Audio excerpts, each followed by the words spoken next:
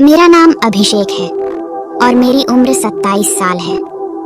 मैं दिल्ली में रहता हूँ। मैं एक कंपनी में बड़ी पोजीशन पर काम करता हूँ। मेरे सैलरी भी ठीक है। मैं यहाँ एक फ्लैट में अकेले ही रहता हूँ। अब सीधे कहानी पर आते हैं। चूंकि अकेले ही रहता था, ऑफिस से आकर खाना बनाना मुश्किल था, फिर घर की सफाई भी नहीं हो पाती थी।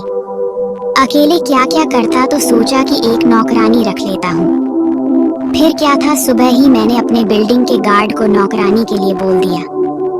दूसरे ही दिन एक औरत आई। उसे मैंने देखा, वो थोड़ा सांवली थी, लेकिन खूबसूरत के साथ साथ सेक्सी और हॉट भी थी। उसके नैन नक्श भी बहुत ही अच्छे थे और देखने में भी काफी अट्रैक्टिव लगती थी। उसका फिगर भी मस्त था।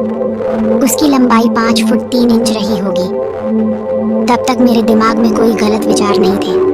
मैंने उसे बता दिया कि एक टाइम का खाना, चाय नाश्ता और घर का झाड़ू पोछा करने के 8,000 रुपए महीना मैं दूंगा। ये सुनकर वो तैयार हो गई। वो पास की ही एक कॉलोनी में रहती थी। अब वो रोज काम पर आने लगी। मैंने उससे कह दिया था कि जो भी सही लगे वो बना लिया करो।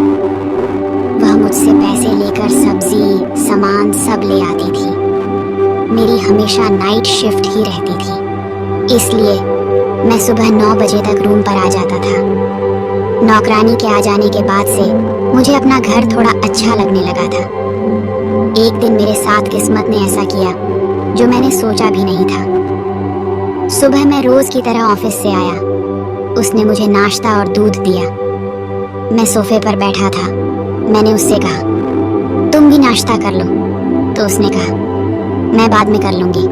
मेरी जिद पर वो तैयार हो गई। एक बात आपको बताना तो भूल ही गया कि वो शादीशुदा थी। तब तक मैंने उसके पहले की जिंदगी के बारे में कुछ नहीं पूछा था। उस दिन नाश्ता करने के बाद मैंने उससे पूछा, तुम्हारे घर में कितने लोग हैं? तो उसने कहा, सिर्फ 2, मैं और मेरे पति। मैंने पूछा, वो क्या करता है?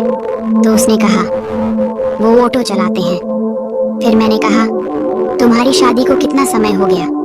तो उसने कहा, जब मैं 18 साल की थी तभी हो गई थी। 4 साल हो गए मेरे शादी को। अभी मैं 22 साल की हो गई हूँ। मैंने उससे पूछा, तुम्हारा कोई संतान नहीं है? वो थोड़ी देर चुप रही, फिर रोने लगी। हम लोग बाहर सोफे पर बैठे थे। मैंने सोचा बगल में और भी फ्लैट है, कोई इसका रोना पीटना सुन लेगा तो समस्या हो सकती है।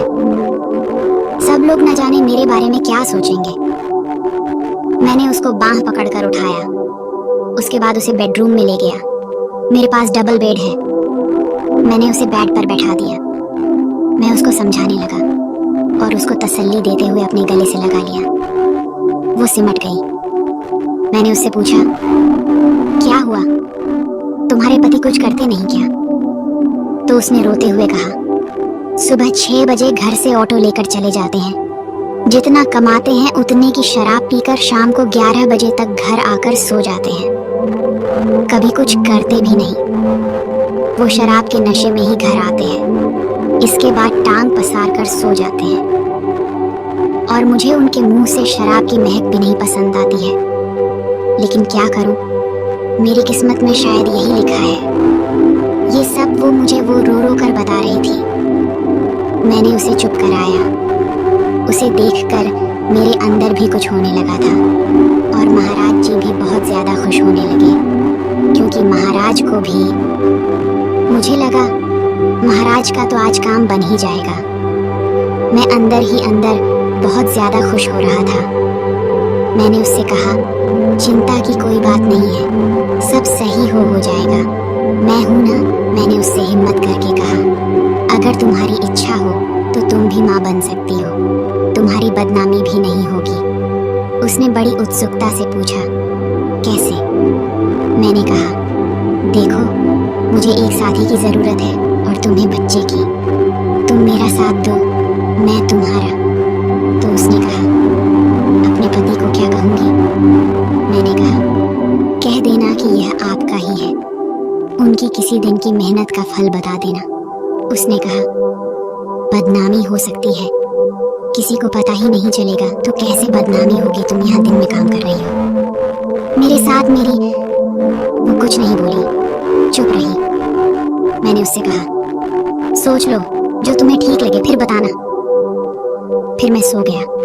वो रसोई में चली गई। 2 घंटे बाद में उठा, खाना खाने लगा। थोड़ी देर बाद वो किचन से वापस आई तो उसने कहा जो आप कह रहे थे शायद वो ठीक ही है। फिर क्या था, मेरे मन की मुराद पूरी हो गई और मेरे अंदर तो खुशी से लड्डू फूटने लगे, महाराज भी अंदर ही अंदर।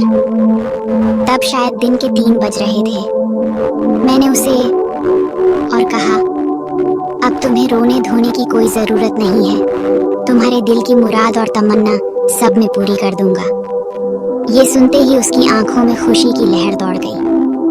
आज वो 2 बेटों की माँ है जो कि मेरे ही बेटे हैं। अब वो बहुत खुश है और आज भी मेरे यहाँ काम करती है। दोस्तों, ये कहानी आप लोगों को कैसी लगी कमेंट बॉक्स में ज़रूर बताइएगा और वीडियो अच्छी लगी तो लाइक कर देना और नए हैं तो चैनल को सब्सक्राइब करना।